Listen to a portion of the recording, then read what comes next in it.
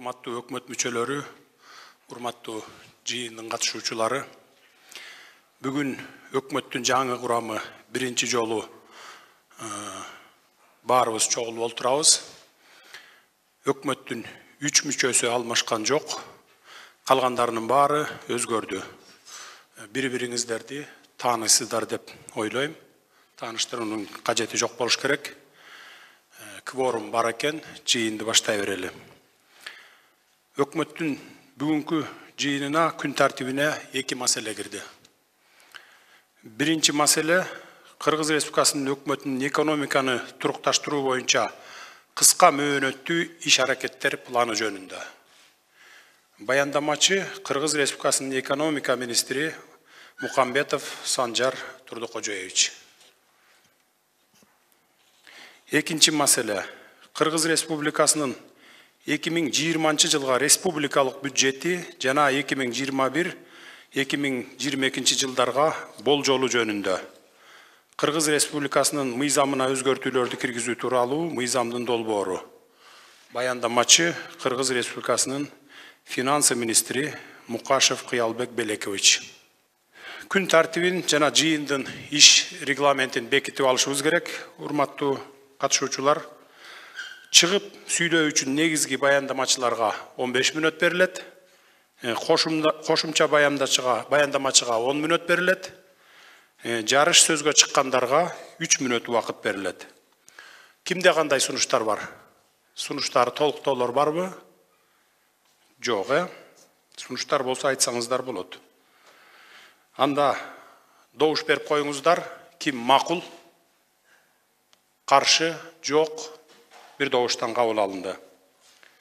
Күн тартибин бекитебиз. Күн тартибиндеги маселелерге өтөөрдөн мурда коомдук саясий жана социалдык экономикалык абал боюнча кыскача билдирүү жасап койсом.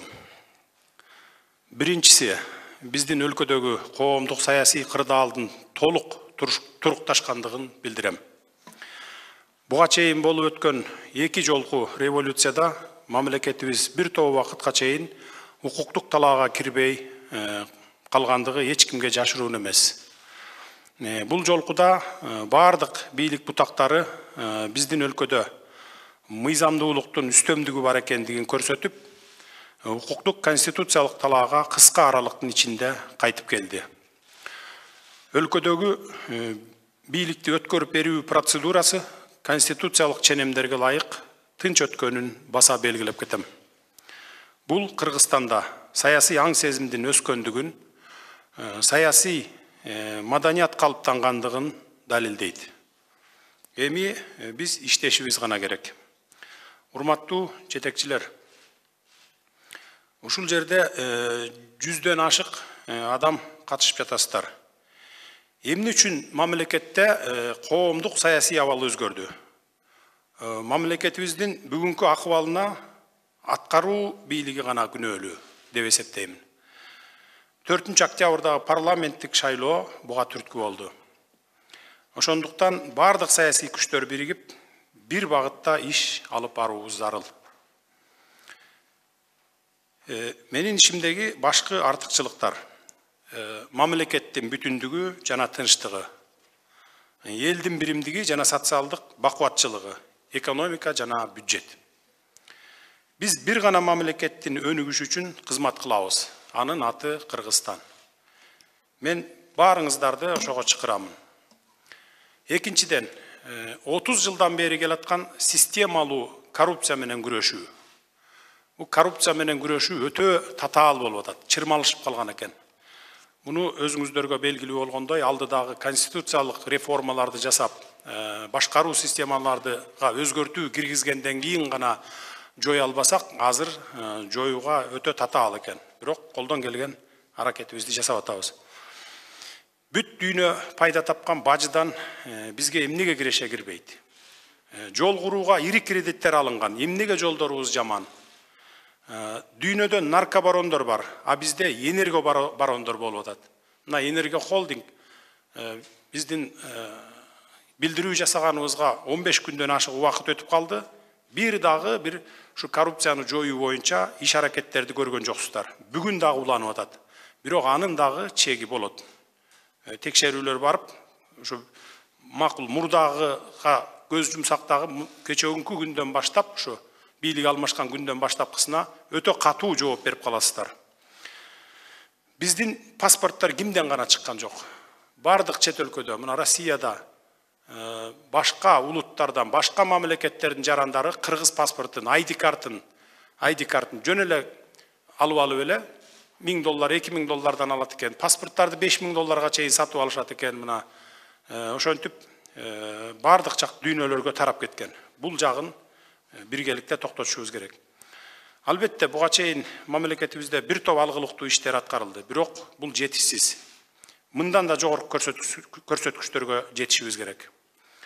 Бирок мамлекеттик муниципалдык кызматкерлердин биринчи баскычынан тартып, башчысына чейин коррупцияга чиеленишип кеткен экен. Муну баарыбызга эле белгилүү, мунун баарын жоюшубуз керек, урматтуу жетекчилер. Элдин жаңы үмүтү катары, жаңы күч менен коррупцияга каршы баарыбыз күрөшөлү деп чакырам жана сиздерден талап кылам. Үчүнчүдөн, тармактардагы чечилбеген проблемалар. Аны чечүүнүн эки гана жолу бар. Же мыйзам керек, же каражат керек. Мыйзамдарды силер үчүн бирөө жазбайт, биз үчүн бирөө чуркабайт. Ошон үчүн сунушуңуздарды киргизип, баягындай бири-бирине карама-каршы келген мыйзамдар болсо, ошо өкмөт мүчөлөрү, жетекчилер карап чыгып, ушундай сунуштарды киргизиңиздер. 2 жылдап жатат экен сунуштар, 6 айлап жатат экен, басылып жаткан поштада материалдар абдан көп экен. Бюрократизмди токтотуш керек. Анан ошо иштөө тартибин, мисалы кат түшсө 14 күндүн ичинде жооп берип, бир чечимге келиш керек. Ушуну абдан катуу сактаңыздар. Ал эми каражат түшүп туруусу үчүн туура мыйзамдарды кабыл алуубуз керек. Мен азыркы айткан ошо бири-бирине карама-каршы келген мыйзамдарды оңдоого бел байлаңыздар. Анан ал мыйзамдарды аткаруунун үстүндө баарыбыз иштешибиз керек. Урматтуу жетекчилер, азыркы учурда мамлекеттин жүгүн мойнуна алып жаткан өкмөттүн астында эки чоң маселе турат. Бюджеттин тартыштыгы, макроэкономикалык көрсөткүчтөр. Бюджет боюнча айтсам, бүгүнкү жыйында 2020 жылдын республикалык бюджетине киргизилип жаткан экинчи жолку өзгөртүүлөрдү карайбыз. Киреше бөлүгү, жалпы көлөмү 137,1 миллиард сом, майдагы бюджетке салыштырмалуу 1,8 миллиард сомго көбөйүп жатат. Чыгашалар бөлүгү 172,8 миллиард сомго болжолдонуп жатат, же мурдагы чыгашалардын үстүнө 9,7 миллиард сом кошулду. Ал эми бюджеттин тартыштыгы 35,6 миллиард сомду түздү, же 7,9 миллиард сомго көбөйдү. Буга чейин маалымат бергенимдей акыбалыбыз татаал.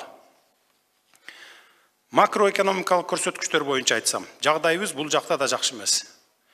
Өлкөнүн ички дуң продукциясы 400,2 миллиард сомду түзүп, 2019 жылдын 9 айдын жыйынтыгына салыштырмалуу 6%га төмөндөдү. Секторлор боюнча айыл чарбасы 102,1%ды түздү. Калганынын баары төмөндөдү. Мисалы өнөр жайы 1,9%га, курулуш 7,7%га, кызмат көрсөтүү 9,8%га, инфляция 2,9%ды түздү. Мени экономикабыздын абалы абдан катуу ойлондурат. Биз ишибиздин натыйжасын кыска мөөнөттүн ичинде көрсөтүүгө милдеттүүбүз. Урматтуу өкмөт мүчөлөрү, мен Кыргыз Республикасынын президентинин милдетин аткаруучу жана премьер-министр катары кыска мөөнөттүү аралыктын ичинде төмөнкүлөргө өзгөчө көңүл бурууңарды талап кылам. Экономикалык кырдаалды турукташтыруу биринчиси. Экинчиси экономикадагы төмөндөөлөрдү токтотуу. Инвесторлордун коопсуздук кепилдигин камсыздоо. Ишкерлерди колдоо жана коргоо, алардын ишенимин кайтаруу. Азык-түлүк, анын ичинен ундун, эттин, кумшекердин баалары кымбаттоодо. Күнүмдүк керектелүүчү товарлардын бааларын убагында көзөмөлгө алып турукташтырууга жетишүү. Ошондуктан биз өз ишибизде эки негизги кадамга барабыз.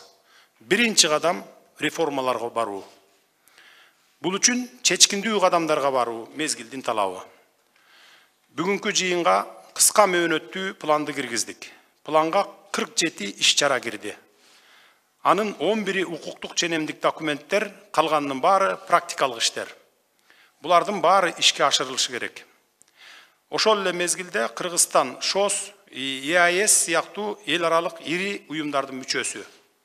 Кыргыз Республикасынын башка өлкөлөр менен болгон эки тараптуу жана көп тараптуу келишимдери бар. Ал милдеттенмелерди да так жана убагында аткарышыбыз керек. Булардан тышкары биз баарыбыз чогуу эл аралык милдеттенмелерди улантарыбызды ырасташыбыз керек. Экинчи кадам оптималдаштырууга баруу. Мамлекеттик башкаруу системасына жаңы мамилени түзүү муктаждыгы жаралды. Бул багытта ведомстволор аралык комиссия түзүлөт. Ар бир тармак боюнча жумушчу топтор иштейт. Жумушчу топтордун курамына экономиканы, технологияларды мыкты билген эксперттер, адистер, коррупцияга аралашпаган таза жаштар тартылат, атайын аянтчылар түзүлөт. Мамлекеттик органдарды реформалоо, министрликтер менен ведомстволордун структурасын оптималдаштыруу, функцияларды рационалдаштыруу жана кызматкерлердин штаттык саны боюнча маселелерди талкуулашат. Бирин-бири кайталаган штаттык адистер баары жоюлуп, бири-бирине кошулат, азайтылат, кыскартылат. Бул боюнча бүгүнкү отурумда атайын токтом кабыл алабыз, буюрса. Күнүгө мага көптөгөн кишилер кирип жатат. Баары мен кыйынмын, иштегенге даярмын деп турушат. Колдон келишинче баардык саясий күчтөрдү тартып, эч кандай мындай бир куугунтук албай саясий, же болбосо сен мага кечээ күнү катуу сөз айттың, же бүгүн мындай дедиң дебестен бардык жаштарды жумушка тартканга аракет кылдык. Өзүңүздөр көрүп атасыздар. Эми анча-мынча кадрдык мүчүлүштөр кетип калып атат. Эми аныңар баарыңар эле түшүнүп турасыздар. Ар кандай саясий күчтөр суранат экен. Бул жерди биздин кишиге, биздин фракцияга бер дейт экен, же биздин топко бер дейт экен. Ал эми бул убактылуу гана көрүнүш. Кудай буюрса реформалар жүрсө, андан кийин бардыгын кайра конкурстун негизинде алып, 2,5-3 айдан кийин болобу бардыгы тазаланат деп мен толук ишендирип кете аламын. Баарыңыздарды өз ишиңиздерди сапат менен көрсөтүүгө чакырам. Эл баарыбызга ким кандай иштеп атат, заматта баасын берип коет. Азыр интернеттин заманы өзүңүздөр билесиздер. Бүгүн бюджетибизге жараша жашайлы, кыска убакыттын ичинде аткара турган иштерибиз туурасында ачык айкын сүйлөшүп алышыбыз керек. Мезгил ушундай, бир гана талап, бир күн да текке кетпесин. Анда биринчи маселе көтөлүү, Кыргыз Республикасынын өкмөтүнүн экономиканы турукташтыруу боюнча кыска мөөнөттүү иш аракеттер планы жөнүндө сөз Кыргыз Республикасынын экономика министри Мукамбетов Санжар Турдукожоевичке берилет. Урматтуу Садыр Нуркожоевич, урматтуу жыйындын катышуучулары, сиздердин карооңуздарга экономика министрлиги жана мамлекеттик органдар менен бирдикте даярдаган экономиканы турукташтыруу боюнча Кыргыз Республикасынын өкмөтүнүн кыска мөөнөттүү иш аракеттер планынын долбоорун сунуштоого уруксат этиңиздер. Аталган документтин долбоору коронавирус илдетинен келип чыккан калктын ден соолугунун жана жашоочунун коопсуздугунун сакталган тобокелдиктердин шарттарында жана ишкердик субъекттердин калктын экономикалык активдүүлүгүн кескин төмөндөшүнүн, ошондой эле учурдагы саясий окуулардын шартында Кыргыз Республикасынын өкмөтүнүн кыска мөөнөттөгү конкреттүү чараларын жана аракеттерин өзүнө камтыйт. Мындан тышкары, чек аралардын жабылышы жана көпчүлүк мекемелердин, ишканалардын иштеринин чектөлүүсү өлкөнүн экономикасынын туруктуулугуна терс таасирин көрсөтүүдө. Өзүңүздөргө белгилүү болгондой, дүйнөнүн көпчүлүк өлкөлөрү азыркы учурда пандемиянын кесепетинен келип чыккан экономикалык жоготуулардын үстүнөн кызуу иштеп жатышат жана каатчылыктан кийин экономиканын кайра калыбына келтирүү программаларын жана пландарын иштеп чыгууда. Бүгүнкү каралып жаткан пландын долбоору экономиканы стабилдештирүүнү багытталган 5 өз ара байланышкан негизги бөлүктөрдөн турат. Булар биринчиси чакан жана орто бизнести колдоо жана инвесторлорду коргоо. Экинчиси бюджетти колдоо, үчүнчүсү экспорттук импорттук операцияларды колдоо, төртүнчүсү секторлорду санариптештирүү жана бешинчиси административдик тоскоолдуктарды кыскартуу жана бизнести жүргүзүү жол жоболорун жөнөкөйлөштүрүү. Пландын долбоорунда чакан жана орто бизнести колдоо жана инвесторлорду коргоо үчүн кандай жаңы мүмкүнчүлүктөр жана башкаруу куралдары сунушталат. Октябрь айындагы келип чыккан окуялардан улам ири ишканаларды жана бизнести коргоого кепилдик берүүнүн зарылдыгы келип чыкты. Мындан улам ири ишканалардын тизмесин стратегиялык объектилердин тизмесине киргизүү жана күзөт тосмолорун коюу жана 2020 жылы өз ишин токтоткон ишканалардын ишин жандандыруу пландалууда. Кийинкиси касса 1000 долбоорунун алкагында энергия объектилеринин курулушун баштоо, Жунда Муңайзаттын кайра иштетүүчү заводунун ишин кайра жандандыруу, салыктар, социалдык төгүмдөр жана статистика боюнча отчетторду берүүнү жөнөкөйлөштүрүү, салык жана социалдык төгүмдөр боюнча карыздарды кыскартуу, капиталды жана мүлктөрдү легалдаштыруу боюнча Кыргыз Республикасынын мыйзам долбоору кабыл алынышы каралууда. Ишкердик субъекттердин ишине айрым укук коргоо органдарынын негизсиз текшерүүлөрүн кыскартуу, ата мекендик өндүрүүчүлөрдү колдоо максатында мамлекеттик органдар тарабынан сатып алуулардын көлөмүн жогорулатуу үчүн тийиштүү ченемдик укуктук актылар кабыл алынып, Кыргыз Республикасынын өндүрүш секторлоруна ири каражаттарды салууга даяр чет элдик инвесторлорго жашап турууга уруксат берүүнүн жөнөкөйлөштүрүлгөн механизмдери иштелип чыгат. Жана ошондой эле экономикалык кылмыштарды жеңилдетүү үчүн бир катар механизмдер иштелип чыгып, аларды толук кандуу ишке киргизүүгө шартталат. Бул пункт боюнча 26 пункттан турган бөлүк камтыйт өзүнөн. Экинчи болсо, бул бюджеттик колдоо максатында төмөнкүндөй иш-чаралар каралууда. Бул тышкы карыздын деңгээлин кыскартуу максатында тышкы карызды социалдык, экологиялык жана жашыл программаларга алмаштыруу боюнча негизги кредиторлор менен сүйлөшүүлөр жүргүзүлөт. Электрондук соода жана интернет кызмат көрсөтүүлөрүнө салык алымдары киргизилет. Ошол эле учурда каатчылыктан кийин экономика начарлап, калыбына келтирүүнүн кыйын мезгилинде кыска мөөнөттө продукциянын экспортунун олуттуу өсүшүн күтүү оптимисттик көз караш болот. Ошондуктан азыркы учурда өкмөттүн негизги максаттуу иштеринин бири болуп экспорттук, импорттук операцияларды колдоо болушу керек. Бул максатта Торгард контролдук өткөрмө пункты аркылуу Кытай Эл Республикасынын айыл чарба продукцияларын өткөрүү үчүн сүйлөшүүлөр жүргүзүлөт. РСК банкынын кошумча капиталдаштыруу маселесин чечүү жана экспорттук, импорттук банкка айландыруу, чек араларда товарларды өткөрүүдө жол жоболорун ачыктыгын камсыз кылуу максатында бир катар санариптик долбоорлорду ишке ашыруу каралууда. Кийинкиси бул экономиканын секторлорун санариптештирүү боюнча идентификациялоо каражаттары менен алкоголдук жана тамеки буюмдарын маркалоону боюнча пилоттук долбоордун ишке киргизилүүсү каралууда. Товарлардын улуттук каталогун киргизүү механизмдери иштелип чыгат.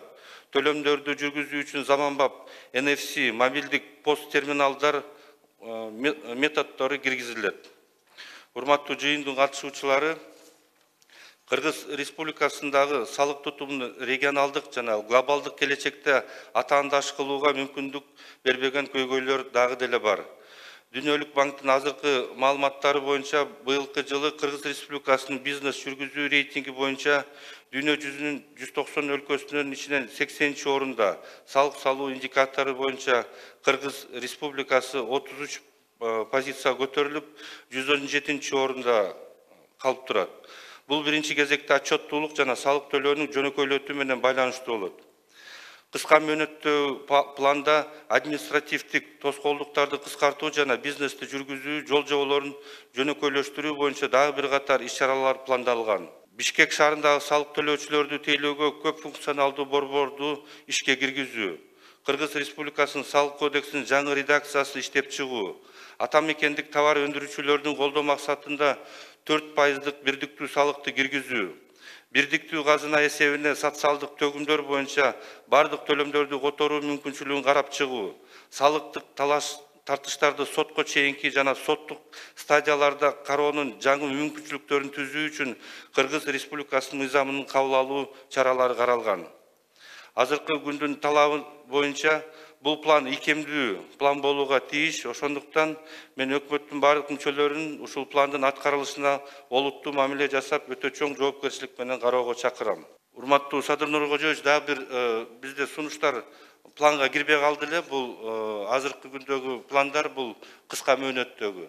Бирок азыркы күндө жана пайдубалын азыркы күндө кошсок, бул кийинки жылдарга өз эффектин берет эле дейм да. Ошол боюнча бир сунуштарыбыз бар эле биз экономика министрлиги катарынан. Анан ошолорду эгер эске алса, Daha birden bir sunуштар эске албай калгандар, бирок баягы чогуу талкуу болсо, талкуу менен кабыл алса жакшы болот эле да. Эгер уруксат берсеңиздер, мен бир экөөнү айта кетсем, 2-3тү. Бул биздеги эми каралып жаткан планга кирбей калган биздин сунушубузга токтоло кеткенге уруксат бериңиз.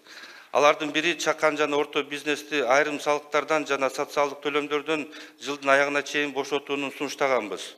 Бул 2 ай болуп атат, октябрь, ноябрь, декабрь айы. Бул баанын эсеби бир 600 миллион сом болуп атат. Бирок бул биринчи, экинчи антикризиске да биз сунуштаганбыз. Азыр пандемиянын экинчи толкуну болуп калышы мүмкүн деп атат. Ошого ылайык бизнеске жеңилдетүүнү караштырса дагы жакшы мүмкүнчүлүк болмок да бизнеске. Андан тышкары мамлекеттик мүлктү ижарага алган төлөмдөрдү да кечүү боюнча бул иш-чара бюджетке 15 миллион сомго турат, бирок эффектиси бир топ чоң болмок.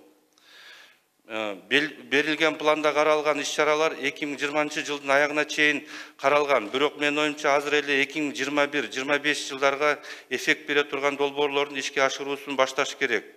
Ооба, калган 2 айдын ичинде биз бул жумушту бүтүрө албайбыз. Бирок биз азыр баштабасак, эмки жылы даярдоо иштери кеч болуп калат.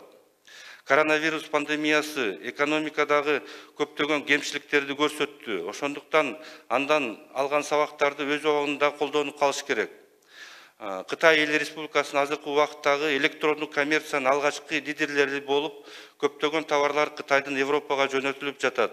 Бул рыноктун көлөмү абдан чоң. Эгер биз электрондук коммерцияга болгон инфраструктураны түзүп, шарттарды түзсөк, бул рыноктун болгону 10%га чейин үлүшү биздин өлкөгө аркылуу өтсө, биздин ишкерлер көптөгөн кирешелерди көрүшөт. Бул электрондук коммерциянын божомолу боюнча 2020 жылы Кытай Республикасынан 6 миллиард өзүнчө пакет посылкалар өтөт. Европаны көздөй. Ошол эле Европадан Кытайга да ошондой көлөмдөр өтөт да. Эгер ушул рыноктун биз жок дегенде бир 2-3%ын алып калсак, бизде зор өзгөрүүлөр болмок. Ошол бизде келечекте бир 10-20 жылдык жакшы база туруп калмак да. Ошондой эле азыркы эле убакытта биз электр энергиясын импорттоп жатабыз. Мында уже каралган бюджетте. Ал эми орто мөөнөттө дефицит жыл сайын жогорулайт.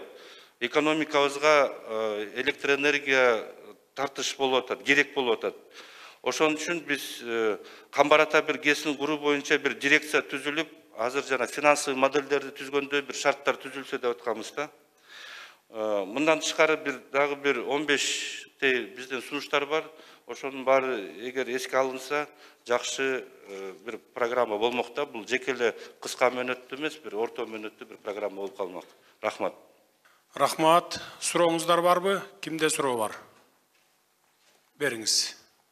Жаманкулов Марат Тургунбаевич. Рахмат, урматтуу Садыр Нуркожоевич. Менде бир суроом бар. Урматтуу Санжар Тургунбаевич, биз өзүбүздүн сунушубузду, сын пикирлерибизди бергенбиз, аны эске алындыбы? Мен чото азыр долбоорду карасам эске алынбай калыптыр да көптөрү. Марат Тургунбаевич, биз бүт сунуштардын баарын өкмөттүн аппаратына өткөрүп бергенбиз. Ошону айтып атам да, биз сунуштаган пункттардан бир 60% кабыл алынды да, калганы кабыл алынган жок.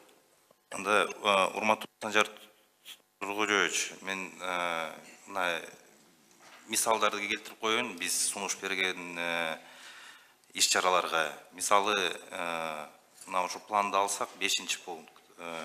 Энди уруксат берсеңиз, расмий тилинде экен. Мындай практическая реализация проекта КАСА 1000 деп турат да. Анан меры подготовка принятия соответствующих разрешительных документов, индикатор начала строительства энергообъектов, анан ответственный биринчи Минюст турат да. Мы ответственны за строительство энергообъектов в рамках проекта КАСА 1000. Мындай логика келбеген Марат Тургунбаевич, бул сунуш бизден келген эмес. Биздин сунуш боюнча биз Камбар-Ата 1 боюнча дирекция болчу. Чоң объекттер боюнча, анан жанагы кичине объекттер Киров суу сактагычында ГЭС куруу, Орто Токойдо, анан түштүктө бир ГЭС куруу биздин сунуш болчу. Ошо Сураныч, ошол эми биз өзүбүздүн сунуштарыбызды бергенбиз. Бул бүт мыйзамдын чегинде берилген сунуштар, ошол ошону биздин сунуштарыбызды эсептесеңер жакшы болот эле да. Дагы бир мисалды келтирип коеюн. Мына мисалы 18 пункт. Экономикалык кылмыштарды декриминализациясы. Ошо мерада создать механизмы отмены нормы лишения свободы по экономическим преступлениям во время досудебных мероприятий деп турат да. Биздин түшүнүгүбүз боюнча бул досудебный, аякта не вид наказания, лишение свободы это как вид наказания. Здесь, наверное, речь идет о мере пресечения заключения под стражей. Ошо формулировкаларын тоже в соответствии с УПК надо привести. Это касается вот 18 пункта. Потом дальше.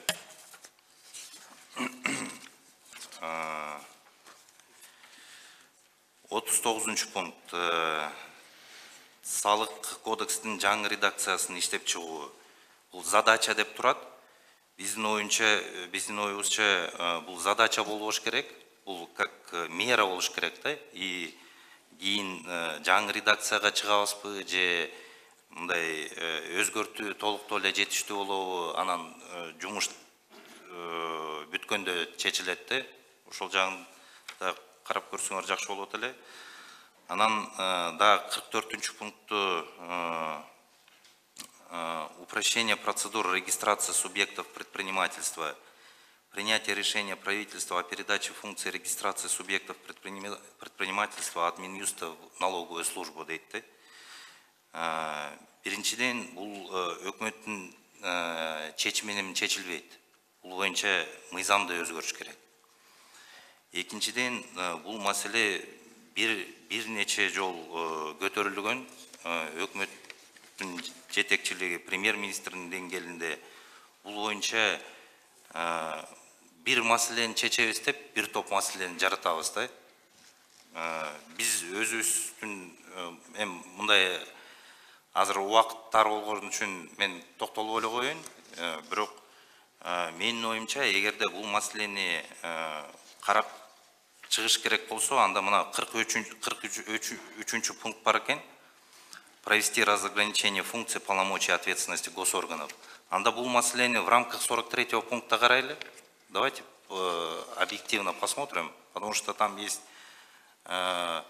реестр юридических лиц, он единый, да, на сегодняшний день. Если мы будем сейчас разделять регистрацию коммерческих организаций и некоммерческих организаций, это приведет к разделению этой базы, это приведет к дополнительным расходам.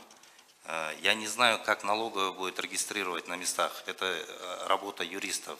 Мы штаты, у нас небольшие штаты, мы передать их не сможем. А нам налоговый эртеңки күнү бул чечим чыгып калса, штатты сурабайбы. Менин оюмча, урматтуу Садыр Нуркожоевич, бул маселени мындай жакшыраак карасак жакшы болот эле да. Бүттү, ошо мен дагы бир жолу айтып кетейин. Биз 7 баракка сунуштарды жаздык, сын пикирлерди жаздык. Ошол боюнча эгер туура көрсөңүз, биз мындай диалог менен чечсек болот эле. Рахмат. Туура, макул. Сизде. Рахмат. Тышкы иштер министрлиги, уруксат берсеңиз, мен да расмий түрдө были направлены предложения также, уже в аппарат правительства. Хотелось бы отметить, что Министерством экономики уже ранее вносился проект постановления относительно поддержки отечественных производителей. В целом мера, конечно, хорошая, но Министерством иностранных дел ранее указывалось на необходимость дополнительно изучить предлагаемую задачу на ее соответствие положению договора о ЕАЭС. В частности, статья 88 договора о ЕАЭС и протокола о порядке регулирования закупок. Хотелось бы это еще раз отметить. И кроме этого, есть пункт 30, который мы просили исключить. Да, проблема существует, она поднимается неоднократно. Это возобновление пропуска через КПП Торугард сельхозпродукции из КНР. Артем Эдуардович, вы в курсе, заместитель министра иностранных дел, курирующий КНР, с вами связывался, да, приходил на совещание, и неоднократно говорили о том, что здесь нет политической составляющей. То есть чрезвычайный полномочный посол Китайской Народной Республики в Кыргызстане заверила, что нет никаких ограничений по экспорту сельхозпродукции из Китайской Народной Республики в Кыргызскую республику. И отметила, что она дополнительно связывалась по данному вопросу с заместителем начальника канцелярии по иностранным делам СУАР КНР. А здесь мера звучит таким образом, что необходимо еще раз провести переговоры с Китайской Народной Республикой. Возможно, этот пункт оставить, но, может быть, меру нужно будет изменить. Артем Эдуардович, спасибо. Да, вы совершенно правы. В ближайшее время должны состояться консультации между уполномоченными органами сторон. Тогда давайте формулировку с вами подкорректируем.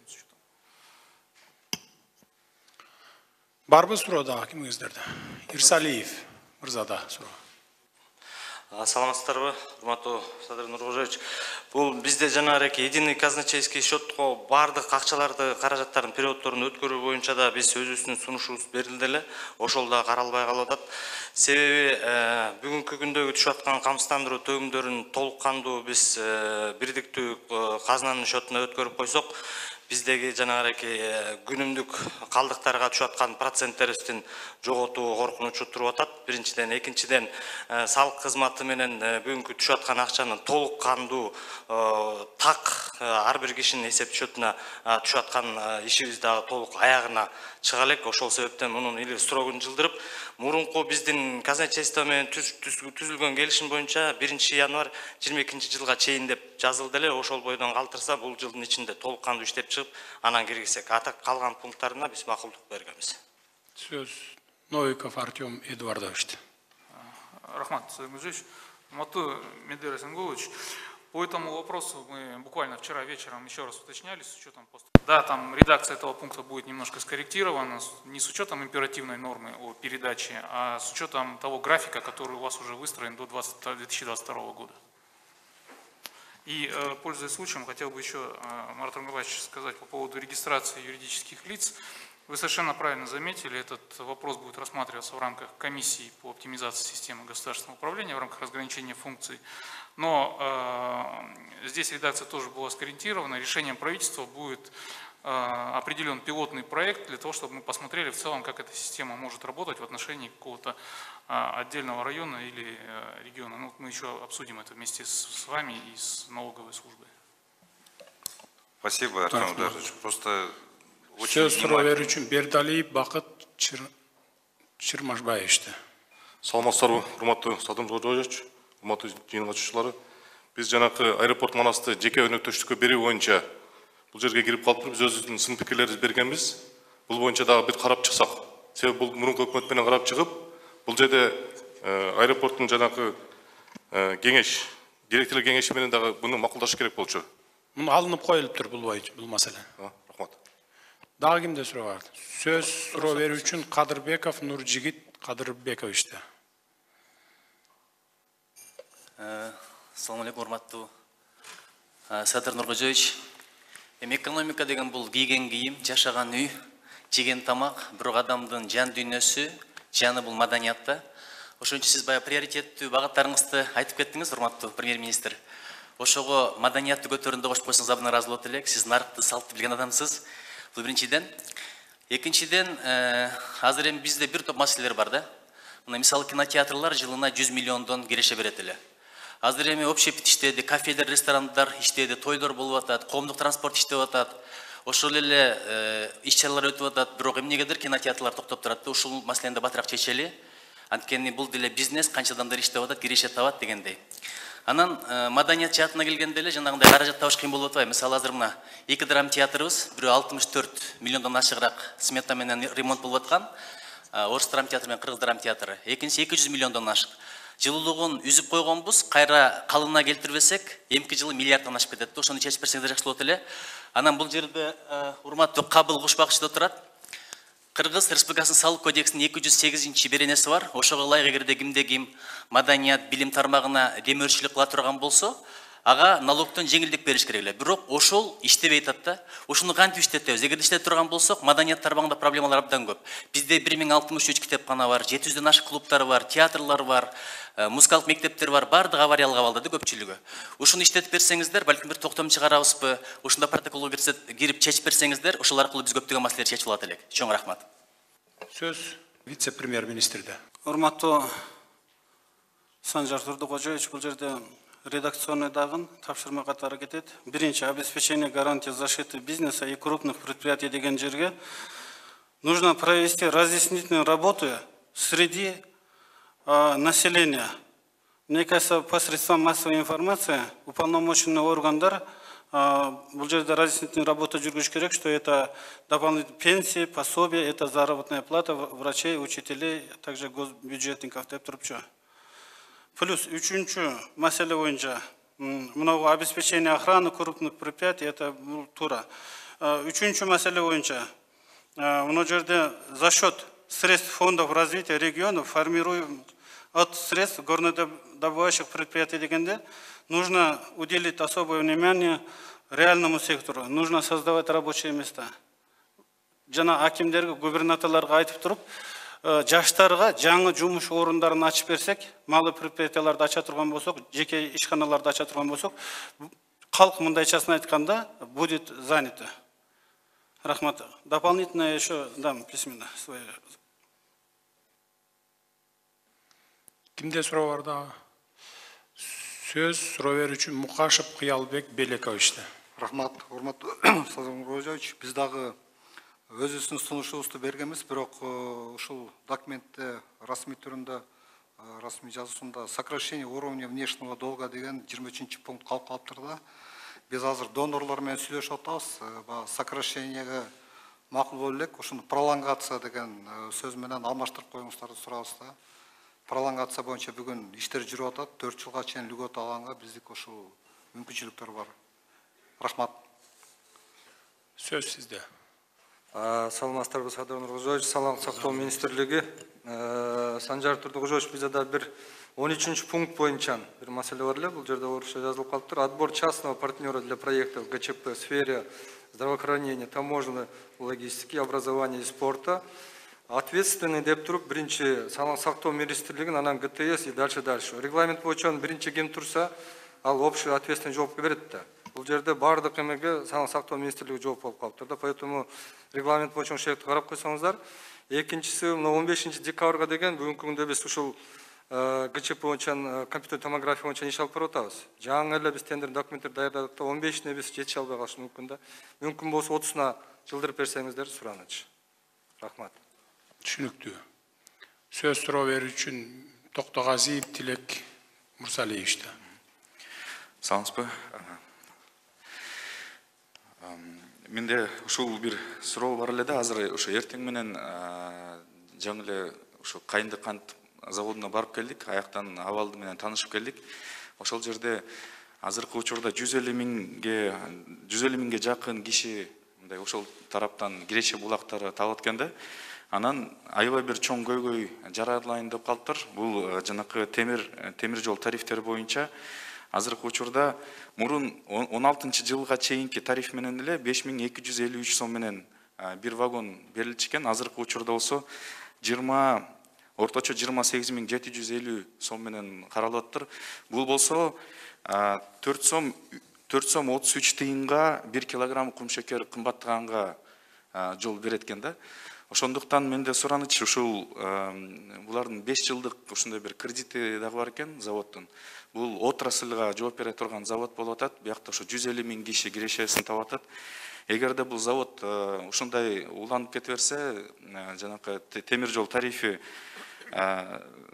28 миң сом менен бекитилип калса, бул завод өзүнүн ишмердүүлүгүн токтотконго барып калышы мүмкүн экен да. Ошондуктан сураныч, бул транспорт министрлик менен кошо, экономика министрлик менен кошо ушул 5 жылга 5250 сомдук ошол эски 2016 жылкы тарифти бекитип берсеңер деген суранычта. Анткени аябай мындай көйгөйлүү маселе экен. Азыр тариф бекитиле экен, ошону бекитип берсек жакшы болот эле. Түшүнүктүү. Бүгүн саат 5-те ушул боюнча кеңешме өтөт экен, ошого келип катышыңыздар. Маданият министрлиги сиз дагы чакырылыптырсыз, келип катышып коюңуз, жана суроолоруңуздар боюнча чечип аласыздар. Дагы кимде суроолор бар? Сөз сизде анда. Саламатсызбы. Эмгек жана социалдык өнүктүрүү министрлиги Саткач Адиев Каныбек. Саламатсызбы, урматтуу Садыр Нуркожоевич, урматтуу жыйындын катышуучулары. Биз да сунуштарды берген болчубуз.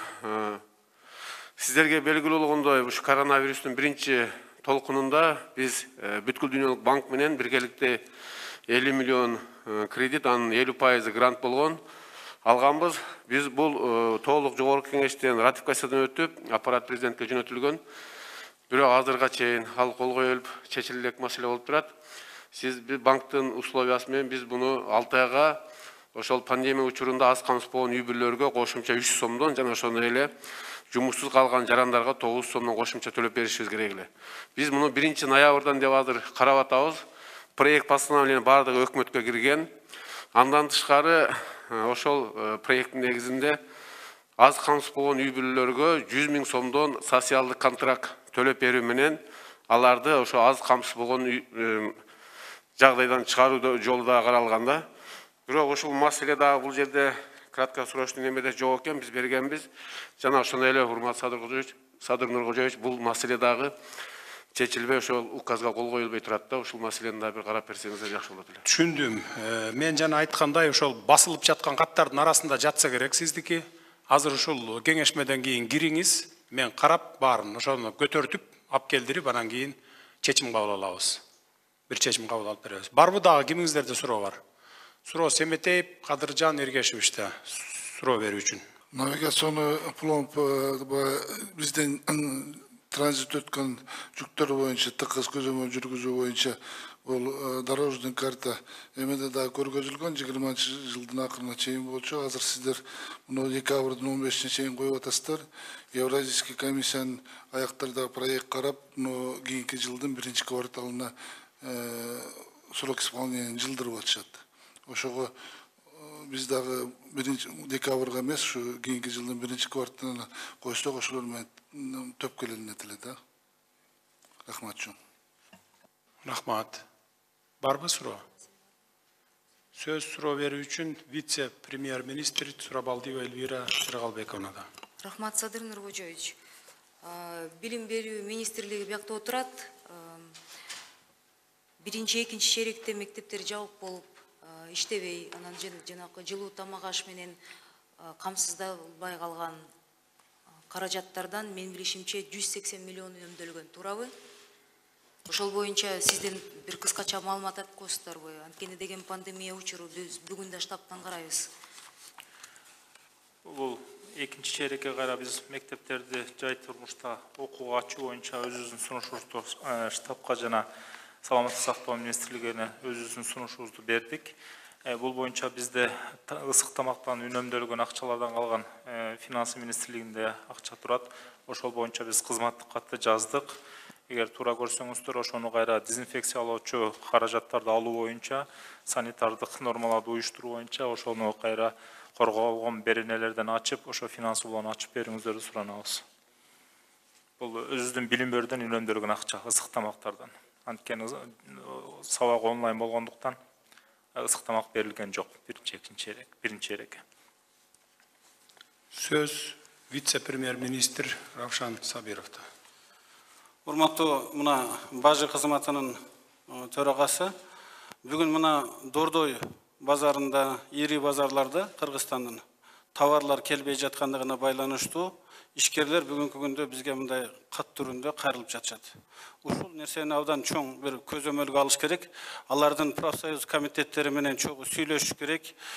Кандай кылыш керек? Бул нерселерди тез жөнгө салбасак, жолго салбасак, бул нерсе жаңы жылга чейин абдан бир чоң проблемага айланышы мүмкүн. Ошол нерсени көзөмөлгө алсаңыздар. Рахмат. Барбы суроо берүүчүлөр да? Жок болсо анда менде суроо бар. Сизге экономиканы турукташтыруу үчүн бүгүнкү көрүлүп аткан чаралардан сырткары кандай дагы чараларды көрүшүбүз керек?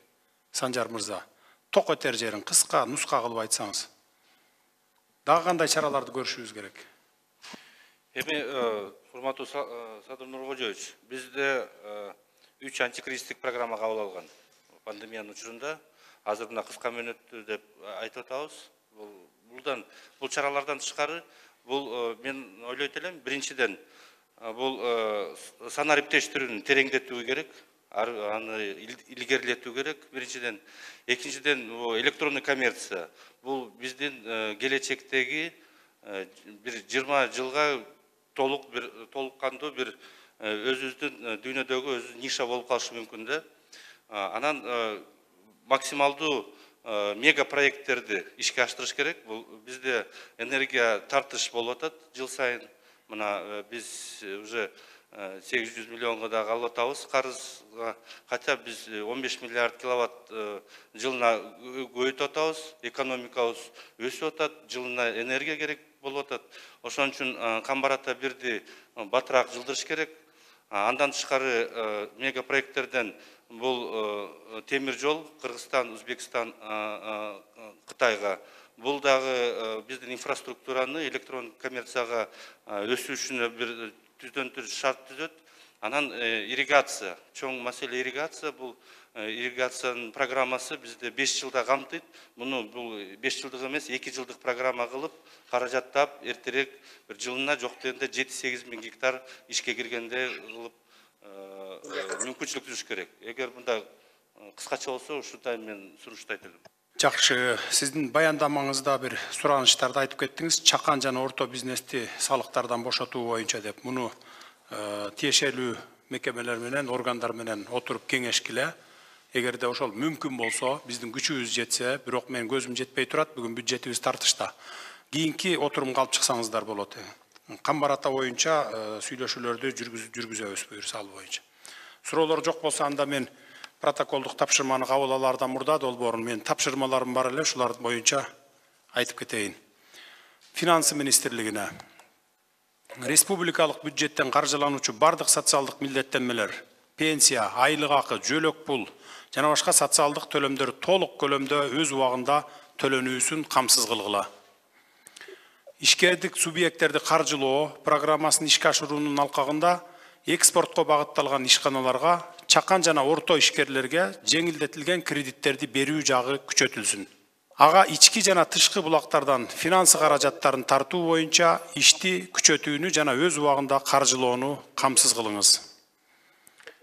Экономикага зыян келтирбегендей кылып, мамлекеттик карыздан кутулуунун жолун изилдеп, концепция киргизгиле. Сунуштарыңыздарды киргизиңиздер. Саламаттык сактоо министрлигине башкы маселе ковид биринчиси бизде, билесиз. Коронавирусту алдын алуу, дартты аныктоо жана дарылоо иштери боюнча активдүү чараларды көргүлө. Элге жогорку сапаттагы медициналык кызматтарды көрсөтүү камсыз кылынсын. Электрондук саламаттык сактоо процесси аягына чыгарылсын. Баштапкы медициналык жардам берүүнүн иши өркүндөтүлсүн. Мындан сырткары, кече мен министр менен сүйлөшүп бир тапшырма бердим элем. Ковидке каршы күрөшүүдө кандай медикаменттер керек, ИВЛ аппараттары керек, жана эмне бардыгы ошол керектүү нерселердин тизмесин түзүп, биздин россиялык коллегияларыбызга жөнөткүлө деген тапшырманы бергенмин. Бүгүн кечинде алып келип менин столума бериңиздер, бир карап коюп туруп, анан тез арада жөнөтөлүк. Сүйлөшүүлөр болду, Кудай буюрса жакын арада жардам беребиз деп сөздөрүн беришти. Ушуну тез арада аткарыңыз. Айыл чарба багытындагы тапшырмалар. Айыл чарба багытында 5 орган иштейсиздер. Урматтуу министр мырза, министрлик, 3 агенттик. Токой агенттиги, жер агенттиги, суу агенттиги и ветеринардык инспекция.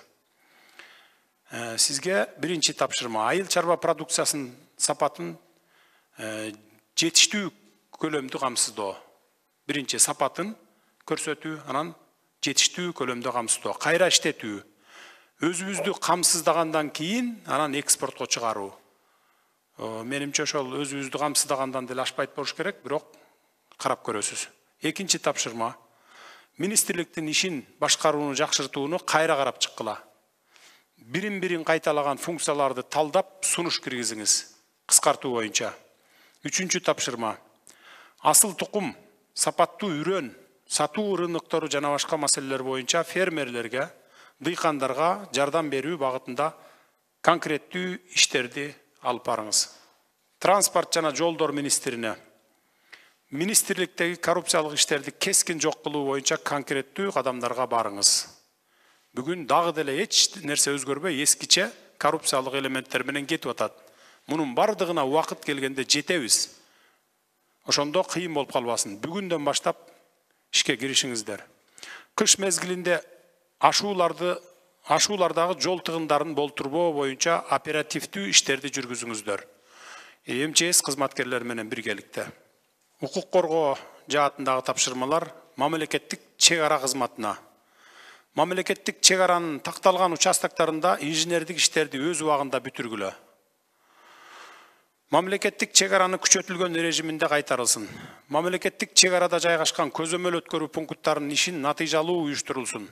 Мамлекеттик чек арада жайгашкан көзөмөл өткөрүү пункттарында коррупциялык көрүнүштөр менен күрөшүүгө тийиштүү чаралар колдонулсун. Азырынча ушул тармактарга тапшырмаларды бердик. Дагы карап чыгып, мындай отурумдан сырткары дагы тапшырмаларды жөнөтөбүз. Башка суроолор жок болсо, протоколдук чечимдин долбоору колуңуздарда турат.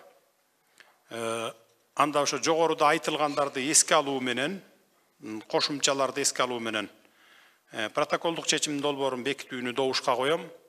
Добуш бериңиздер. Ким макул? Каршы жок, бир добуштан кабыл алынды. Анда урматтуу жыйындын катышуучулары экинчи маселе көтөлүү. Кыргыз Республикасы, сиз отура бериңиз. Кыргыз Республикасынын 2020 жылга республикалык бюджети жана 2021-2022 жылдарга божомолу жөнүндө Кыргыз Республикасынын мыйзамына өзгөртүүлөрдү киргизүү тууралуу мыйзамдын долбоору боюнча сөз Кыргыз Республикасынын финансы министри Мукашев Кыялбек Белековичке берилет. Урматтуу Садыр Нуркожоевич, урматтуу бүгүнкү жыйындын катышуучулары, сиздерди 2020 жылга республикалык бюджет жана 2021-2022 жылдардагы божомол жөнүндө Кыргыз Республикасынын мыйзамына өзгөртүүлөрдү киргизүү тууралуу Кыргыз Республикасынын мыйзамынын долбоору менен тааныштырууга уруксат этиңиздер. Өзгөртүүлөр негизинен COVID-19 пандемиясынын жайылышына байланыштуу республикасынын социалдык экономикалык өнүгүүсүнө учурдагы кырдаалдардын өзгөрүшү менен шартталган. Ошондой эле 21-23 жылдарга Кыргыз Республикасынын социалдык экономикалык өнүгүүсүнүн орто мөөнөттүү болжолу жөнүндө Кыргыз Республикасынын өкмөтүнүн 24 августундагы номер 447 жана 461 токтомдордун өзгөртүүлөрдү киргизүү жөнүндө Кыргыз Республикасынын өкмөтүнүн токтомдоруна ылайык даярдалды. Ушул жылдын макроэкономикалык көрсөткүчтөрү менен тааныштырып кетсем, урматтуу жыйындын катышуучулары, быйыл ички дүң продукция 5,3% деңгээлде төмөндөшү күтүлүүдө. Өнөр жайдагы жана кызмат көрсөтүүлөрдөгү, ошондой эле курулуштагы жана айыл чарбасындагы өсүштөр арымынан басаңдашты. Анын ичинде өнөр жайдын төмөндөшү 4,7%, тейлөө чөйрөсүндө төмөндөө 9%га чейин, айыл чарбасындагы өсүш 2%га чейин басаңдайт, курулушта өсүш 3%га чейин басаңдайт деп болжолдонууда. Ал эми инфляциянын 2000 жылкы бекитилген 3,7%га салыштырмалуу 7,15%га деңгээлде күтүлүп турат. Бул негизинен ата мекендик ички рыноктун импорттук товарларына көз карандылыкты жана финансы рыногунда туруксуздукту жана аздык түлүккө болгон сезондук өзгөрүүлөр менен шартталган. Кийинки слайд. Сиздерди 2020 жылдын такталган республикалык бюджетинин жалпы параметрлери менен тааныштырып кеткенге уруксат бериңиздер. 20 жылга такталган республикалык бюджеттин жалпы кирешелери 137 миллиард суммасында аныкталды. Бул ички дүң продукциянын 24%га чейин деңгээлин түзөт. быйылкы жылдын 8 июндагы такталган бюджеттин кирешелеринин жалпы көлөмүнө салыштырганда болжолдогон көлөм 1 миллиард 784 миллион сомго көбөйгөн. 2020 жылкы республикалык бюджеттин жалпы чыгашалары 172,8 миллиард сомду болжолдонуп, ВВП'нын 29,16%-на чейин жетти. 2020 жылдын июнь айындагы такталган бюджеттин чыгашаларына салыштырмалуу өсүш, бул чыгаша бөлүгү 9,17 миллиард сомду бүгүнкү күндө түзүп отурат. Ошондо бюджеттин тартыштыгы 35,16 миллиард өлчөмүндө жылдын аягына чейин болжолдонууда. Бул көрсөтмө 2020 жылдын июль айында 27 миллиардтан ашыгыраак суммада болжолдонуп жаткан. Кийинки слайд. Мурда белгиленгендей 2020 жылга республикалык бюджеттин жалпы кирешелери өзгөчө кырдаалдардын бюджеттин кирешелерине салыштырмалуу 1 миллиард 784 миллион сомго көбөйдү. Көбөйүп 137,1 миллиард суммасындагы күтүлүүдө. Анын ичинде бюджеттик каражаттардын эсебинен 3,5 сомго көбөйүү күтүлүүдө. Атайын эсептердин саны 256,8 миллион сомго азайды. Ал эми мамлекеттик инвестициялардын каражаттары 1 миллиард 1,4 миллиард сомго азайган. Республикалык бюджеттин салыктык кирешелери жана бюджеттин учурдагы жана күтүлгөн киреше бөлүктөрү аткарылышы 96,9 миллиард сом суммасында аныкталды. Жана 20 жылдын июнь айында такталган көрсөткүчтөрүнө салыштырмалуу 58,3 миллион сомго көбөйдү. Кийинки слайдты койсоңуз. 2021 жылга республикалык бюджеттин жалпы чыгашалары 172 миллиард сомдун түзүп атат. Ал эми июнь айындагы өзгөртүүлөргө салыштырмалуу чыгашалар 9,17 миллиард сомго көбөйүүдө. Анын ичинде учурдагы чыгашаларга эмгек акы, коммуналдык кызмат, көрсөтүүлөр, мамлекеттик карыз төлөө сыяктуу чыгашалар кирет. Бул болсо 143,9 миллиард суммасын өлчөмүндө болжолдонууда, же болсо 3,18 миллиард сомго көбөйүп атат. Мындан тышкары мамлекеттик башкаруу секторунун башка бирдиктеринде гранттарга, социалдык фондко, трансферттерге, ошондой эле теңдөө гранттарына жана максаттуу трансферттерге 38,6 миллиард сом каралууда. Бул июнь айындагы такталган бюджеттен 2 миллиард 1,1 сомго көбүрөөк. Мындан тышкары капиталдык салымдар, имараттарды жана курулмаларды капиталдык оңдоо жана жабдуулар жана транспорт каражаттары, ошондой эле мамлекеттик инвестициялар каражаттарын камтыган негизги фондко чыгашалар бүгүнкү күндө 28,9 миллиард суммасын болжолдонууда. Бул болсо 2 миллиард 2,1 миллиард сом биринчи такталган бюджетке салыштырмалуу азыраак болуп эсептелинет. Кийинки слайд. Кийинки слайдта көрсөтүлгөндөй 2020 жылга республикалык бюджеттин параметрлер динамикасы төмөнкүдөгүдөй. Июнь айындагы такталган бюджетке салыштырмалуу жалпы киреше 1,17 миллиард сомго көбөйгөн. Ошол эле учурда кирешелердин өсүшү бюджеттин кирешелеринин өсүшүнө карай төмөн болгондо, ошол учурда айткандай эсептен түшкөн кирешелер 256,18 миллион сомго азайган. Мамлекеттик инвестициялар боюнча кирешелер 1,14 миллиард сомго кыскарган. Кирешелердин кыскарышы негизинен жеке сектордо колдоо долбоорун кээ бир проектлердин токтошунун негизинде азайган. Республикалык бюджеттин чыгашалары 9,17 миллиард сомго көбөйгөн. Бюджеттік қаражаттар бойынша чыгарышалар 3,5 миллиард сомго өсүш болгон. Ал эми атайын каражаттар боюнча чыгашалар 3,29 миллиард суммасында көбөйүшү байкалууда. Ошондой эле мамлекеттик инвестициялардын бир катар долбоорунун чыгашалары 2,18 миллиардка сомго көбөйгөн. Ошентип бюджеттин тартыштыгы 7,9 миллиард сомго өсүүдө. Урматтуу жыйындын катышуучулары, 2020 жылга республикалык бюджеттин чыгарышаларынын өсүшүнүн сальдосы менен токтолуп уруксат этиңиздер. Бул болсо июль айындагы кабыл алган бюджет менен азыркы такталып аткан бюджеттин ортосундагы айырмачылыктарды көрсөтүлөт.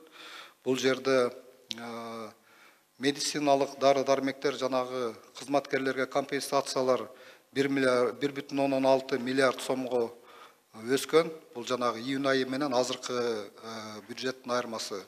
Андан сырткары аскер кызматкерлеринин пенсиялары жана пенсиянын базалык бөлүгүнүн көбөйүшү 5,7 миллион сомду түзгөн.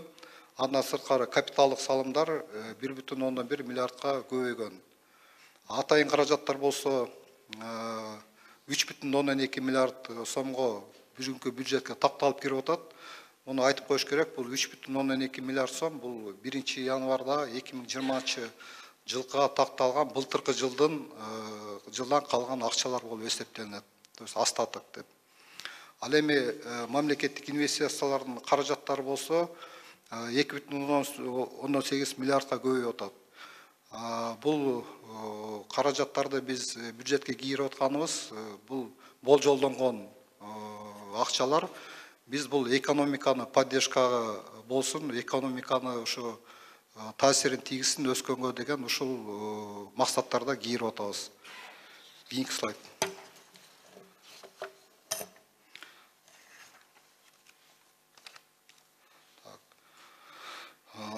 Урматтуу жыйындын катышуучулары, Кыргыз Республикасынын мамлекеттик карызынын өлчөмү тышкы карызы менен ички карыздарды кошкондо 4,18 миллиард АКШ долларын түзөт. Болсо 378 миллиард сомго барабар. 86,16% мамлекеттик тышкы карыз бул 4,11 миллион АКШ долларын жолсу 328 миллион сомду түзөт да. Бул слайдта көрсөткүдөй жана мен айтып кеттим. Биринчи маселени карап атканда дагы биз бүгүнкү күндө Париж клубу менен жанагы донорлор менен түздөн-түз сүйлөшүүлөр жүргүзүп атабыз. Бүгүнкү күндө 4,1 миллиардка чукул сом акча каражатын ушу пролонгация кийинки жылдарга жылдыруу боюнча келишимдер азыр каралып атат. Бул болсо быйыл эмдиги жылкы бизге льготный период болот, то есть биз төлөбөйбүз, кийинки 3 жылда ошол быйылкы жылган акчабызды төлөп беребиз. Ошол акча бүгүнкү жасалып аткан жумушубуз ушу биздин экономиябыз 4 миллиардтан ашык каражатын биз быйыл төлөбөй турабыз деген ушундай чечимге келип атабыз. Кийинки слайд.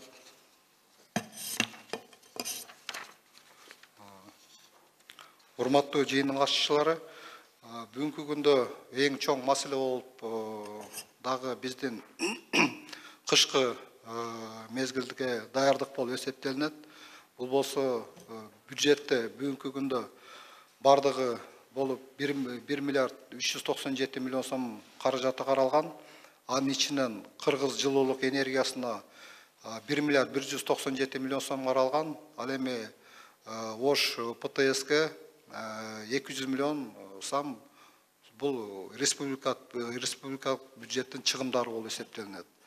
2020 жылда 1 октябрына карата абал боюнча ушул төлөмдөрдү 78%га чейин бүгүнкү күнгө каржыланып бүттү. Мындан тышкары калкты жылуулук энергия менен камсыздоого байланышкан компенсациялык булар болсо биздин жергиликтүү бюджетке тиештүү маселелер ош жылуулукту жана муниципалдык ишканаларды максаттуу трансферттер менен 90 миллион сом бүгүнкү күндө каржыланды. Андан сырткары алыскы жана кыйын зоналарга электр энергиясына компенсация төлөөгө финансы министрлиги тарабынан 150 миллион сом каралган. Бүгүнкү 21 октябрга карата 120 миллион сом, же болбосо 80%-тан ашыгыраак акча ушул багытта өздөштүрүлгөн. Бул да болсо республикалык бюджеттен биздин жергиликтүү бюджетке кетчү төлөмдөр болуп эсептелинет. Тиричиликтин керектөө үчүн колдонулган электр энергиясы үчүн бул 50% өлчөмдөгү компенсациялар жана төлөөгө жергиликтүү бюджеттин максаттуу трансферттер аркылуу 120,8 миллион сом бул дагы жергиликтүү бюджеттерге кетчү, республикалык бюджеттен кетчү пайыздар болуп эсептелинет. Көмүрдүн чыгымдары республикалык бюджетте караштуу мекемелерде 2020 жылга 199,16 миллион сом бюджетте каралган. Анын ичинен республикалык бюджеттин уюмдарга, бул республикалык бюджеттин балансында отурган уюмдарга 142,5 миллион сом, ал эми финансылык уюмдарга 57,1 миллион сом каралган. 20 жылдын бүгүнкү күндө карата абал боюнча иш жүзүндө 109,16 миллион сом, же болбосо 55% финансирование, то есть каржылануу бүткөн. Эмне үчүн 55% дегенге мен сразу жооп берип кетейин. Анткени биз Министерство финансов канча заявка алсак, биз ошол акчаны бүгүнкү күндө толугу менен чыгарып бере атабыз. То есть биздин бүгүнкү күнгө алган заявкаларыбыз азыр толугу менен чыгып атат. Андан сырткары жергиликтүү жерлерге көмүрдү сатып алуу жергиликтүү өз алдынча башкаруу органдарына 22 миллион сом максаттуу трансферттер аркылуу каражат бөлүнгөн. Мунун баары бүгүнкү күндө ишке ашып атат. Анан акыркысы ушу кышкы жайкы даярданууга карата өкмөттүн чечими кабыл алынган. Электрический станцияга, энергетиктерге 1 миллиард сом бюджеттен кредит берүү боюнча бул жогорку кеңештин тийиштүү комитетинен да өткөн. Бүгүнкү күндө бюджетибизде каралган, бирок азыркы учурда энергетиктер айтып атат, өкмөттөн ошо сүйлөшүүлөр жүрүп атат. Бизге кандай тапшырма келсе, ошо боюнча төлөгөнгө биз даярбыз. Кийинки слайд.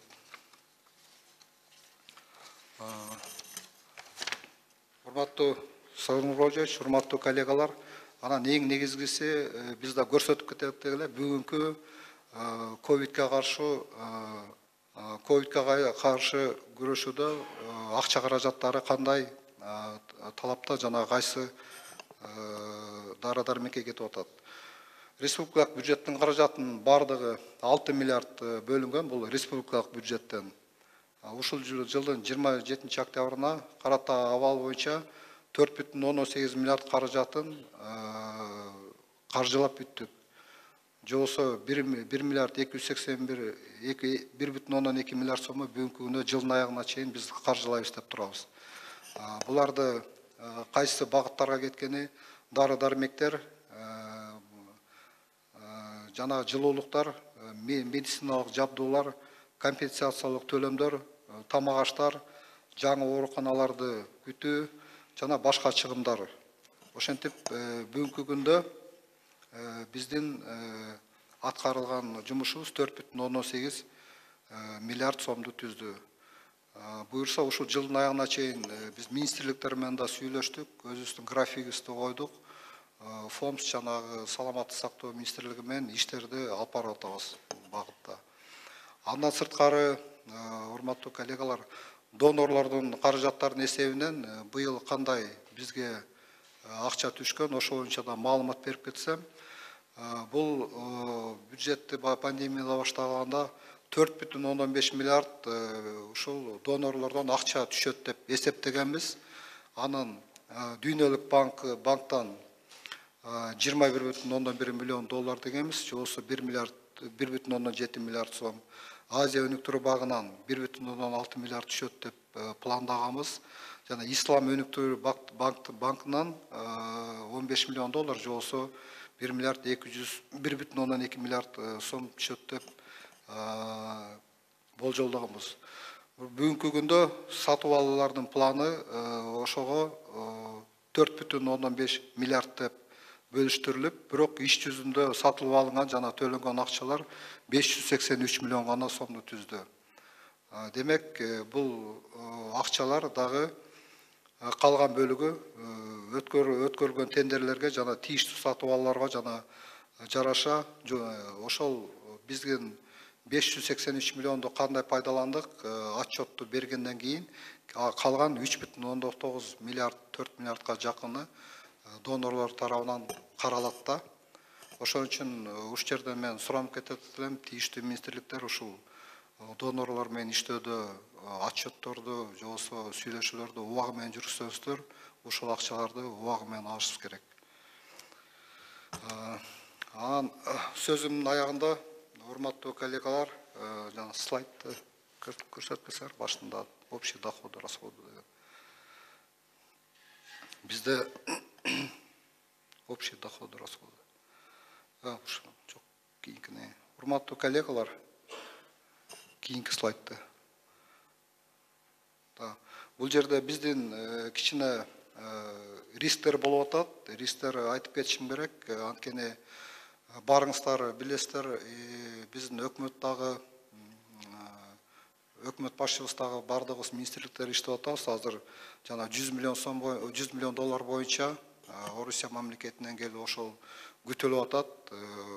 Где-то 8 миллиард сом ошо биздин бюджетке чыгаша жана киреше жагына эсептелип калган. Ошол акчаны биз бүгүнкү күндө күтүп атабыз. Андан сырткары салык кирешелери боюнча бизде таможнядан түшкөн акчалар ошо тобокелге түшүрүп атат. Бүгүнкү күндө планын 9 айда 9 миллиардка чейин выпадение болду да. И жылдын аягына чейин 7 миллиардка чейин азаюу болжолдонуп атат деп айтылып атат. Биз менен сүйлөшүүлөр жүрүп атат, бирок ошол эле учурда айтып атабыз. Биз Сардор Нургулович өзүңүз тапшырмаңызды бергенсиз, ошо өзүбүздүн ички булактарды биз бүгүнкү күндө жылдын аягына чейин толук чыгарышыбыз керек деген. Биз ошонун үстүндө иштеп атабыз. Буюрса ошо акчаларыбыз түшүп калса, жанагы берилген тапшырмалардын баарын толугу менен ушу бюджетибизди аткарып кетебиз деп ишендиребиз. Андан сырткары бүгүнкү күндө түшкөн акчанын баарын ички булактарыбызды, соцфондду, пенсияны, пособияларды кечиктирилбестен толугу менен төлөнүп атат. Октябрдын айын жаап атабыз, уже жыйынтыктап бүтүп калдык. Рахмат сиздерге. Сурооңуздар болсо жооп бергенге даярмын. Рахмат докладыңызға. Барбы сурооңуздар? Кимде суроо бар? Так, сиз Ажикеев мырза. Рахмат Сардор Нуркожоевич, Кыялбек Белекевич. 2020 жылдын бюджетін өзгөртүү жана токтолуусуна өзгөчө кырдаал министрлигине 31.11 статьясында 37 миллион сом бар эле. Бул кап строительствода. Ошону мына азыр Сардор Нуркожоевич айткандай, корголгон биринелерди сөзсүз аткаруу боюнча ушу 31.11ден 272 статьяга которуп берсеңиз. 31.11де бизде 37 миллион, 277-ге 23 миллион керек. Ошондо 14 миллион сомдук разницаны республиканский бюджетке калып кете берсе, бизге могу 23 миллион дегенибиз бул поднаем жильяга, бул аябай курч маселеде азыркы маалда турат. Рахмат. Сөз сизде, шайлоо комиссиясынын төрагасында. Саламатсыздарбы, урматтуу Садыр Нуркожоевич, урматтуу Кыргыз Республикасынын өкмөтүнүн мүчөлөрү, Кыялбек Мукашевич, биз өзүңүздөргө белгилүү болгондой 24 октябрда 2021 жылдын 10 январына мөөнөтүнөн мурда президенттик шайлоону Борборлук шайлоо комиссиясы дайындаган. Ошого байланыштуу чыгымдардын сметасындагы Борборлук шайлоо комиссиясыны бекиткен. Бул шайлоо конституцияга жана конституциялык мыйзамга ылайык 3 айлык мөөнөттө өтүш керек. Демек ушул 3 айга чыгымдардын сметасы бекитилип, жалпы сумма 549 миллион 161 миң сомду түзөт. Анын ичинде 347 миллион 992 миң сом ушул 20-жылга каралыш керек. Калган суммасы 2021 жылда ишке ашырылат ушул чыгымдар. Ошого байланыштуу биз маалымат бергенбиз, эсептөөлөрдү Каржы министрлигине дагы өткөрүп бергенбиз. Анан ушул азыркы каралып аткан мыйзамга өзгөртүүлөрдү киргизүүдө дагы ушуну эске алууну сунуштап суранат элек. Маалымат үчүн ушул 347 миллион сомдун 211 миллиону бул ушул жылдагы биздин бюджетте каралган каражаттарынын калдыгында бар. Демек 147 миллион 992 миң сом ушул азыр каралып аткан мыйзам долбооруна киргизүүнү биз сунуштайт элек. Рахмат сурооңузга. Биз сиздерди менен ушул өзүңүз айтып кеткен цифраларды тактаганбыз. Бирок ошол кээ бир жанагы ашыкча чыгымдарды да карап көрүп, 136,5 миллион сом деп кошумча деп эсептешкенбиз да. Сиздин финанстер менен ошондой иш жүргүзгөнбүз. 136,5 биз жанагы астаттыктын үстүнө кошуп берип атабыз. Урматтуу Садыр Нуркожоевич, урматтуу Кыялбек Белекович, бул жерде биз быйылкы жылы перепис өткөзүшүбүз керек эле, эл жана турак жай каттоону. 23 марттан 1 апрелге чейин. Бирок 18 мартта пандемия күчөп кетип, бул жылдырышка аргасыз болгонбуз. Анан биз буну 20 ноябрга койдук эле. 20 ноябрда дагы азыр мүмкүнчүлүк болбой атат. Себеби биз ГРИЭС менен ноутбуктарга ошого биз көз каранды болуп калдык. Себеби 3000 ноутбук ГРИЭСтен алып, ушу переписке дайындадык эле. Урматтуу Садыр Нуркожоевич, биз СНГда электронный форматта биринчи жолу ушул переписти өткөзүп атабыз. Ошого байланыштуу бизге бөлүнгөн 357 миллион сом бөлүнгөн болчу. Биз анын 33 миллионун иштеттик. Азыр 322 миллионун кайра бюджетке кайтарып бердик быйылкы жылдын эсебиненчи.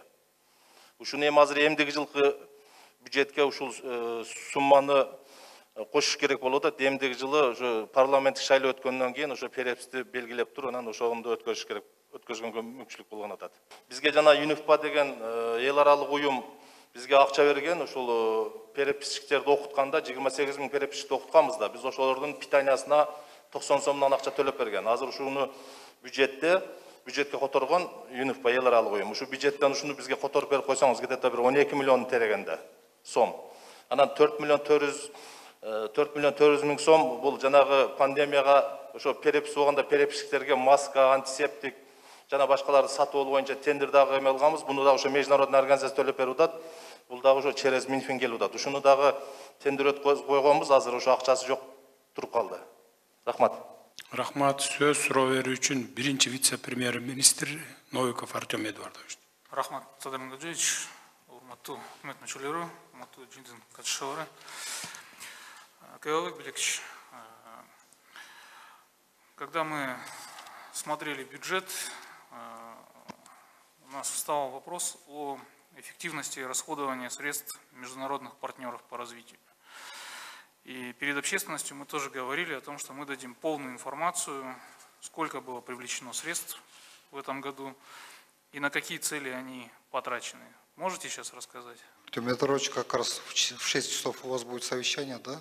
Вот по вопросу мы бы хотели там некоторые моменты обсудить, но при этом мы сейчас то, что заложено было 14 миллиардов сомов именно вот на поддержку предпринимательства, мы за счет внутренних источников мы выделили 2,6 миллиардов сомов. Остальные запланированы 11 миллиардов сомов извне, то есть за счет доноров, мы сейчас отрабатываем.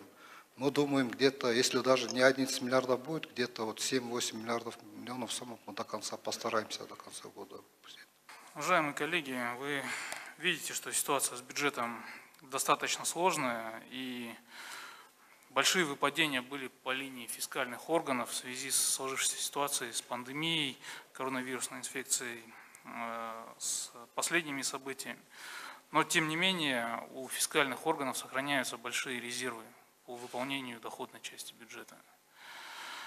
Кабыл Кужбакович, вот в 2019 году вам передали функции по контролю за оборотом алкогольной продукции. Сейчас только по официальным данным спиртовые заводы используют порядка 15% производственных мощностей. И это при том, что в этом году многие производители перешли на выпуск антисептиков и так далее. Алкогольные заводы работают на 25%. При этом органы статистики дают постоянно рост увеличения потребления. По таможенной службе тоже есть большие компоненты. Я думаю, что, уважаемые фискальные органы, вам нужно внимательно еще раз посмотреть внутренние резервы и предложить действенные механизмы по пополнению доходной части бюджета. Кирилл Бекбекович, в целом по бюджету у нас складывается такая ситуация, что мы вынуждены ежегодно социальные обязательства закрывать за счет внешних источников. Это неприемлемая ситуация. Нам необходимо с вами выйти на то, чтобы все социальные обязательства государства, гарантии по выплатам пенсий, пособий и так далее, мы могли закрывать, исходя из налоговых доходов. А внешние поступления должны использоваться на развитие экономики и на реализацию программ развития. Внесите эти предложения в следующий бюджет. Да, мы как раз вот по проекту 2021 года мы вот и планируем немножко поменять стиль формирования нашего бюджета, то есть ориентир сделать на те доходы, которые мы получаем из внутренних источников. Быйыл эми пандемияга байланыштуу биздин министрликтен, Маданият, маалымат жана туризм министрлигинен дээрлик 140 миллион сом кыскартылды, секвестирование болду.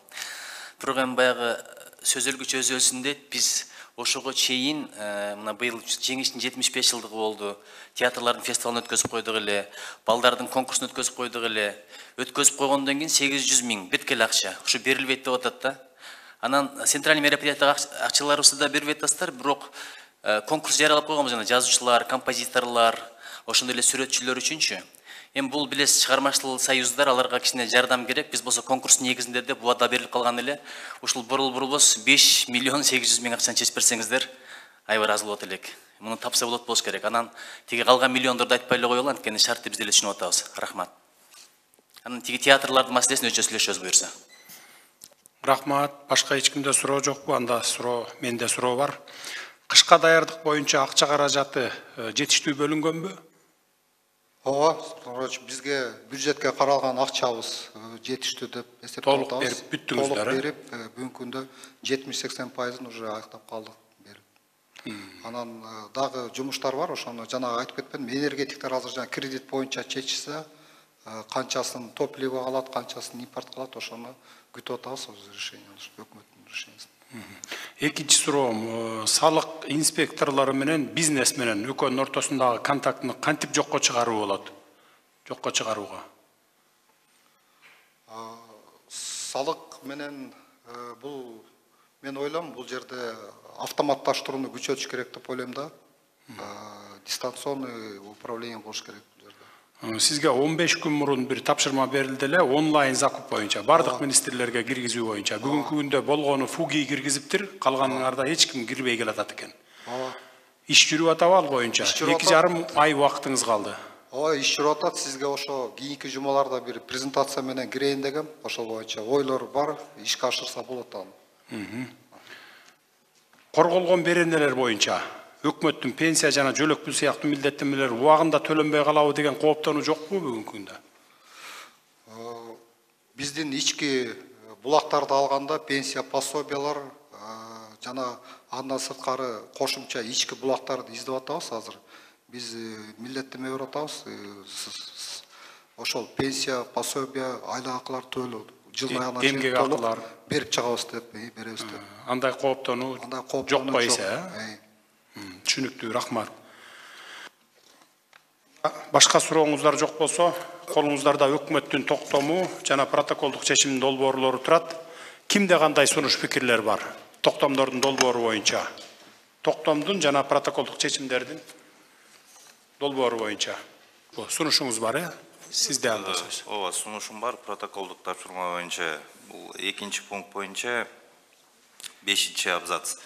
Кыргыз Республикасынын финансы министрлиги Кыргыз Республикасынын өкмөттүн артыкчылыктуу долбоорлорун жана программаларын биринчи кезектеги тартипте каржылоону ишке ашырсын депчи. Мен бияка сунуштап атам. Биякта соттук укуктук реформанын алкагында иш-чаралар бар. Бул өкмөттүн долбоору эмес, өкмөттүн программасы эмес, бирок бул иш-чаралар дайыма президент көзөмөлдөчү.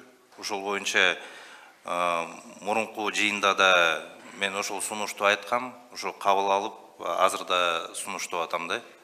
Соттук укуктук реформанын алкагында иш-чараларды биринчи кезектеги тартипте каржылоону ишке ашырсын. Рахмат, сунушуңузду эске алабыз. Кимде дагы кандай сунуштар бар, толуктоолор бар? Жокпу? Уруксат ба? Сиз. Садыр Нургожевич, бияктан бери мен кичине эметип, могул эме быйылкыга ошол госналоговая инспекция эме тендер жарыялаптыр, 500 миллион сомго акцизный марка сатып алабыз депчи. Ошону баягы сиздин сөзүңүздү эметип улап эле учкун өзүбүз баягы эметсек жакшы болот элек, каржыласакчы өзүбүздүн ата мекендик ишканаларды. Кайра чет өлкөдөн келип, кайра биздин тендерди алып кетишет, биздин акчабыз налогу менен ошол жака кетип калат да. Ошону бир колдоп берип койсоңуздар. Бул маселени карап көрөбүз. Карап көрүп, анан чечим кабыл алабыз кийинчерээк. Дагы кимде кошумча сунуштар? Башка сунуштар жок болсо, биз болсо өзүбүздүн сунушубузду кат түрүндө, кагаз түрүндө бердик, ошондо кийин эске алып койсоңуздар. Кагаз түрүндө бердик биз. Макул. Сунушуңуздарды бердиңиздер, Бердик. Макул, отура берсеңиз болот анда. Анда башка сунуштар жок болсо, жогоруда айтылгандарды эске алуу менен, сунуштарды эске алуу менен өкмөттүн токтомун жана протоколдук чечимдердин долбоорун бекитүүнү добушка коем. Добуш бериңиздер. Ким макул? Каршы? Жок. Бир добуштан кабыл алынды. Рахмат сиздерге.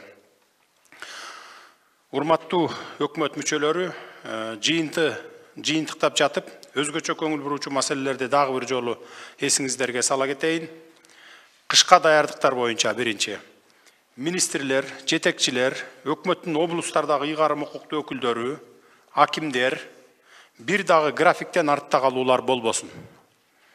Бишкекте, Ошто жана башка бардык аймактарда жылытуу системалары 100% даяр болсун. Ар бир региондогу көмүрдүн баасы, запасы, сатылуучу пункттар боюнча коомчулукка жума сайын маалымат берилип турсун. Электр энергиясы, газ үзгүлтүккө учурабасын. Экинчи, коронавирус боюнча Саламаттык сактоо министрлиги, ФОМС, жергиликтүү өз алдынча башкаруу органдары вирустун күч алуусуна каршы даярдыктарга өзгөчө көңүл бургула. Учурда бир күндө 500-600дөн жаңы учур катталып жатат. Ковид боюнча кандай жагдай болсо да даяр болуубуз керек.